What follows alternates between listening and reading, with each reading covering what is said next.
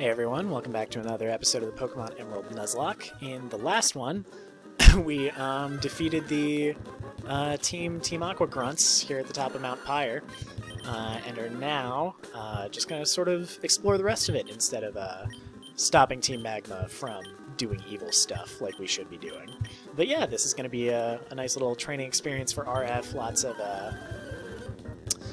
just people mourning the dead here who are maybe not processing it super well and want to fight because they're confused about their emotions. I've been there for sure. I mean, after Y2E2 died, basically all I thought about was fighting in game. RF is leveled up. Does he evolve now? No. What the heck? I want the boy to become the big boy. Let's refocus though. We're here in the graveyard. Straight up pranking people, making our pets fight, quite possibly killing theirs with ours. That's not entirely impossible. That's what's going on here. But yeah, our RF levels super quickly. In case you haven't noticed, I'm realizing that he is. When he gets to level 40, he'll be twice the level that he was when we first got him, which is just bananas. So yeah, we'll go ahead and have Tap just steamroll this Hariyama. Oh, okay. Or he's chosen Y2E2 to steamroll him. That's fine. Yeah, we don't really have too much for fighting types on the team, but on the upside, we are not particularly weak to them, so no biggie there. Looks like we got a young couple here. We got the woman with the blue nipples and the guy who's hanging out with her. Once I noticed that, man, I could never unsee that. That is such a weird thing that they put in there. They put that in there. They decided purposefully that she would just have a super blue chest. I would like to think that the man in this relationship has the Delcatty and the woman has the Manectric. I think that would be cool. Alright, Tap learned Muddy Water, which is an exclusively worse surf. Just that with lower accuracy, though it might also lower accuracy. See what I did there. We're going to go ahead and decline that, because surf is, like, literally the only pretty objectively good HM move. Waterfall is also good, but before the special physical split, it was pretty much strictly inferior to surf. We're going to ignore the hole in the ground, and like Fly isn't too bad either. I wouldn't mind having that on a Pokemon, but you know, it's 2 turns, which is tough. What is this breeder doing here, man? I'll take the experience, but like, read the room, girl. RF is just going to tear through this thing with its metal claws, with its attack boost. Oh, it's up 2 now. Maybe it doesn't even need to evolve. Maybe I can just obliterate the rest of the game with an Anorith. But if it doesn't evolve at level 40, then yeah, I'm going to stop training it for a hot sec. I think this is going to be a clean sweep. This is looking like it's going to be a clean sweep. Yep. Nice. The only Pokemon that got a hit on me was faster. There we go. Okay. It was level 40, you guys, but here comes our boy Armaldo. That was one of the cringiest gamer things I've done in a hot minute. I was possessed by the gamer gods to witness my darling fossil attaining its final form. I think you might learn Fury Cutter. Eventually, not now. I would like to see your Pokemon when they grow up some more. Well, guess what? Guess what just happened? RF grew the heck up. Ugh. All right. Look at this team, you guys. Again, it's not like an exemplar, maybe, but like every member has something to contribute, and I appreciate that. All right. So these are the guys who are still chilling at level 38. Yeah. Let's lead with Meyer and Spot for a bit. But yeah, man, I've said this, like, literally last episode, but, okay, this Wobbuffet actually could be a problem. We're gonna go ahead and just Toxic Stall this thing, because it's got stuff like Destiny Bond. So, oh, and Shadow Tag, shit. Ooh, this is scary. Oh, this is super scary. All right.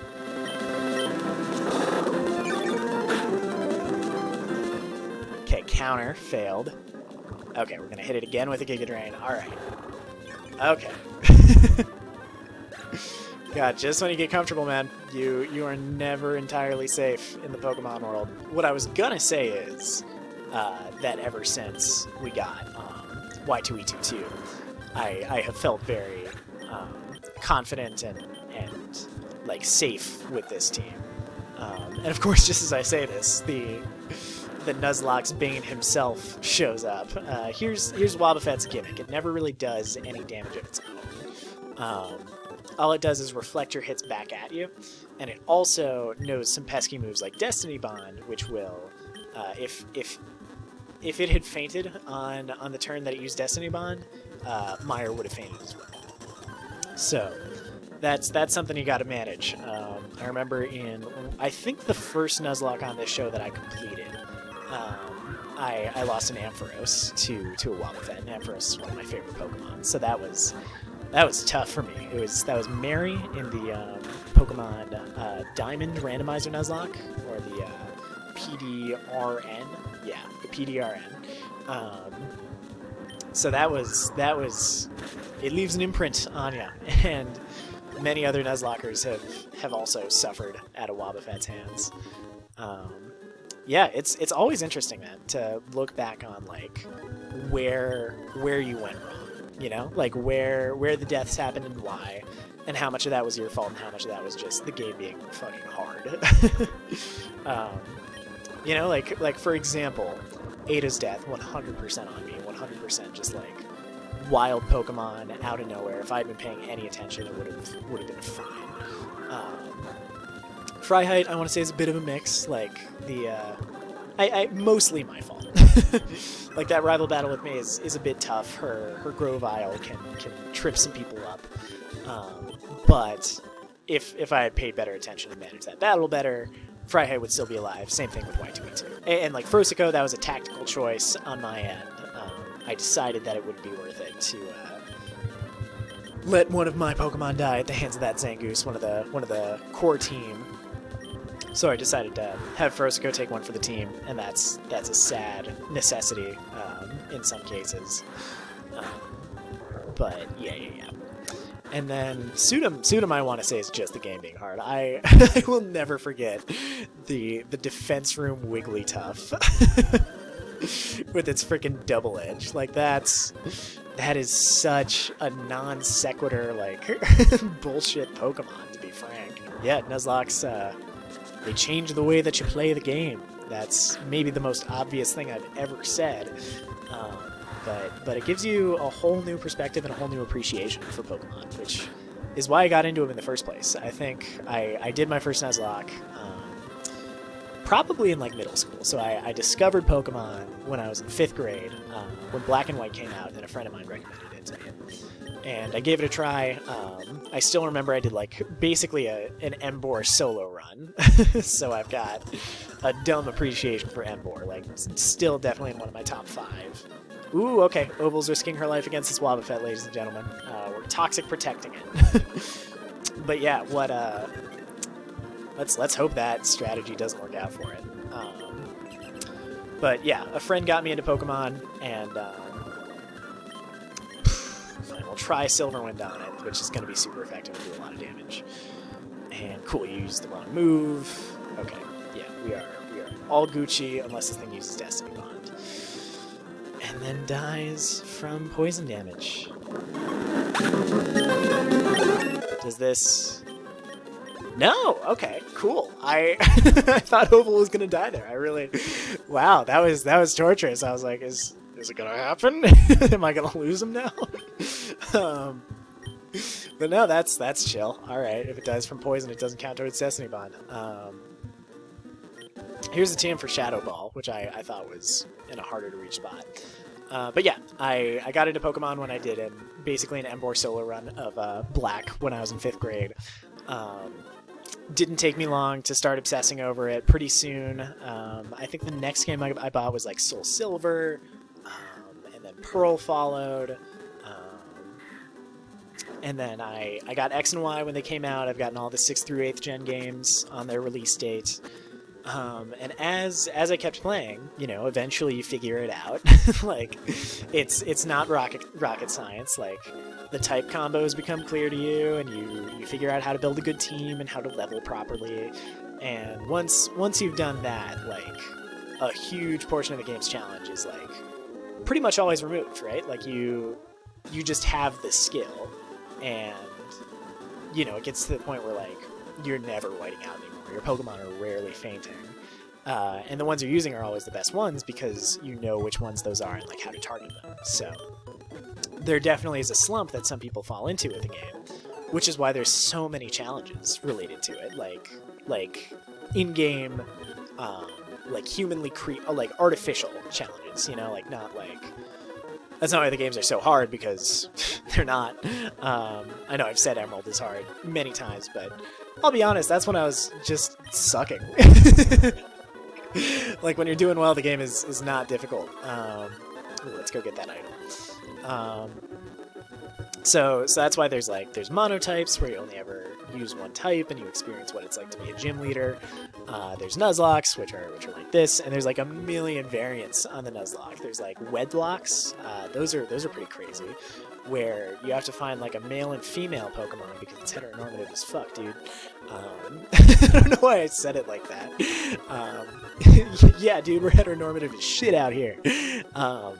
But where, like, those two are basically, like, tied to each other, and I think you always have to have them next to each other in the party and, like, use one right after the other.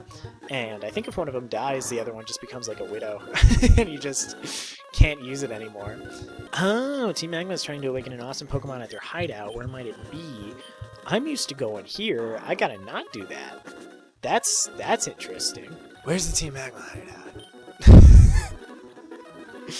I gotta present a Magma emblem. Okay, this guy's giving me rest. That's good.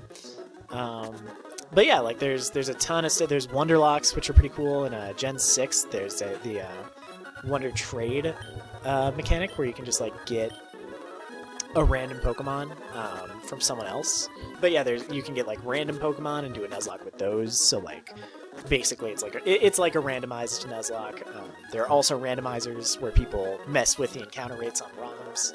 So, like, at any point you don't know which Pokemon you're gonna get, and it's pretty dope. It's really cool what the community has done with it, because it is such a versatile game. You know, like, there's not a whole lot to it at eye level, but you can figure out how to make it super intense. Anyway, I wonder if the art museum is where Magma is. I have not yet seen the collection of paintings. Yeah, so here's a bunch of lore. Is this a grass Pokemon swinging in a breeze? No, okay. I thought that might have been like Arceus for a second, because I saw like the golden arches. You know, like the things on Arceus, like the gate that it looks like it got stuck in. I didn't know how else to describe that besides the golden arches, which I really like. The McDonald's God connection that I just built. Okay, so I legitimately don't know what I am supposed to do. This is another version difference, so it's something that I haven't memorized, and I've been playing this game as if I have it memorized, so... Yeah, we gotta figure out where these magma dudes are, man. These magma mans are, dude. So, give me a moment to figure that out. I won't immediately resort to Googling, but here, you know what? My hypothesis is that it's in Slateport. Because the submarine is there, and like maybe they're looking for that for some reason. So let's introduce a brand new HM Slave, MT Drill. Welcome to the party. RF, in a crazy twist of fate, has become the highest level thing we own, so we'll put him in the box for a bit.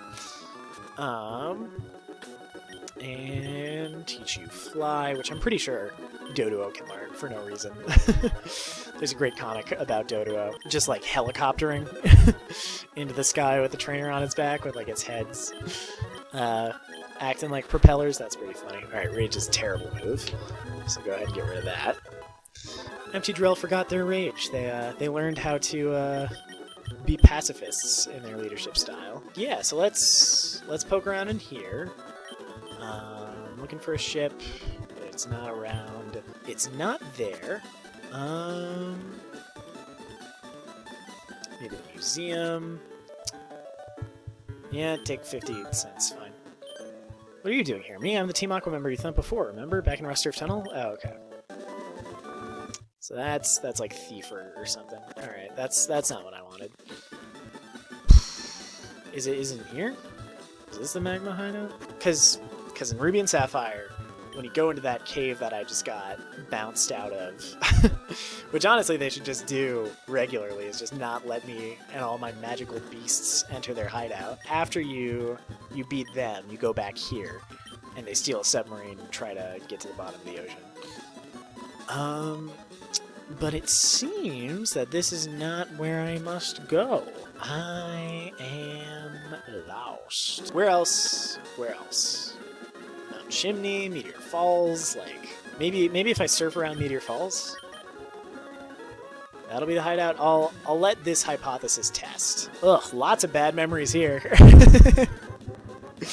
Remember this oval where I grinded you for like half an hour after for getting Psybeam on you? I should totally still have it. It would behoove me so much. Like, not only would I have something for fighting types, but I would be able to use Oval for more than 7 turns. I can't. I can't. I don't believe that I can. I can't. Okay, so yeah, I'll figure out what to do. I'll educate myself. And in the next episode, we will be at the Team Magma hideout. So thank you for joining me, and I'll see you in the next episode.